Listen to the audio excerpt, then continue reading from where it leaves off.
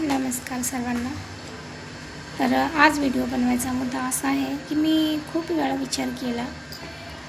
तर आजकालच्या जमान्यामध्ये, आता जमाना तर म्हणायला कलियुगच आहे. तर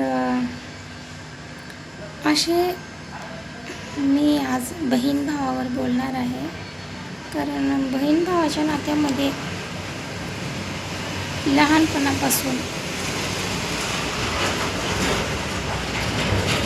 बहीण भावावर जीव ओवाळून टाकणारी बहीण तुम्हाला तर माहितीच आहे. बहीण मोठी असो किंवा छोटी, आपल्या भावाला मनापासून जीव लावते आणि त्याला जपते, त्याला सांभाळते आणि त्याच्या प्रत्येक सुखदुःखामध्ये बहीणसोबत ठामपणे त्याच्या उभं राहते.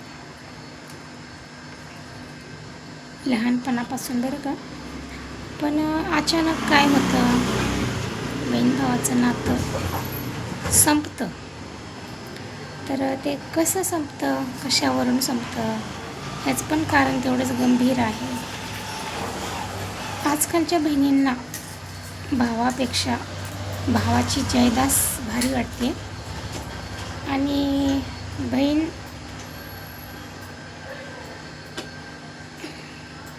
मग त्या ठिकाणी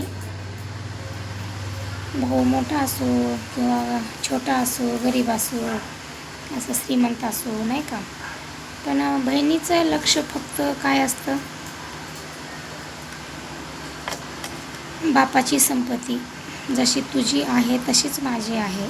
हो, मान्य आहे, बहिणीची संपत्ती भावा समान आहे. पण त्याच्यामध्ये बहिणीचे पण काही कर्तव्य असतात.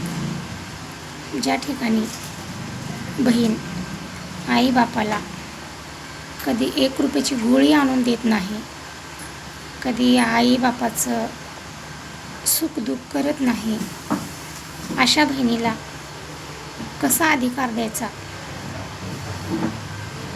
तुम्हीच सांगा. विचार करण्याची गोष्ट आहे. जिथं बापाची प्रॉपर्टी दिसते तिथं बापाचं दुःख सुख हे बहिणीला दिसत नाही. भावाचा फक्त वाटा पाहिजे असतो. वाटा घेणाऱ्या बहिणींनी जसा भाऊ सांभाळतो आईबापाला, तसाच आपण पण सांभाळायला पाहिजे. बहिणीचे पण आईबाप आहेत ना. तर मग सगळे त्यांचे,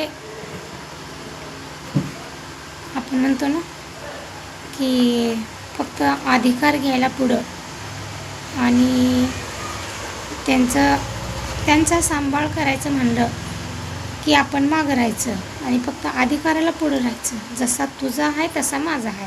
अरे हो, आहे, सगळ्याचा आहे. पण तसे अधिकार गाजवताय ना, तसा तुम्ही तुमचं कर्तव्य पण निभावा ना. कुठेतरी चुकतंय आपलं, ह्याचा विचार करायला पाहिजे. भावानीच आईबापाला सांभाळायचं असा का नियम आहे? मुलींनी पण सांभाळायला पाहिजे आईबापाला, जर तिला अधिकार पाहिजेच असेल तर. आणि जर तिला आईबाप सांभाळायची लाज वाटत असेल किंवा आईबापाचं कर्तव्य पार पाडण्याचे तिला जर, मी सासरवाशीण आहे किंवा माझा नवरा असा आहे तसा आहे, जमत नाही, भावकी हे सगळे कारणं देता तुम्ही. मग जेव्हा बापाची प्रॉपर्टी घेता तेव्हा सासरवास, नवरा, गावकी, भावकी, पाहुणे रावळे तेव्हा काही नाही बोलत. फक्त आईबापाला सांभाळायचं म्हणलं ना की गावकीचा, भावकीचा, पाहुण्या रावळ्याचा, नवऱ्याचा, सासऱ्याचा विचार येतो तुमच्या मनात. आणि फक्त बापाची प्रॉपर्टी घ्यायचं म्हणलं ना की एकदम हौसेने तुम्ही पुढे येता. पण हे चुकीचं आहे. तुम्हाला भावाकडून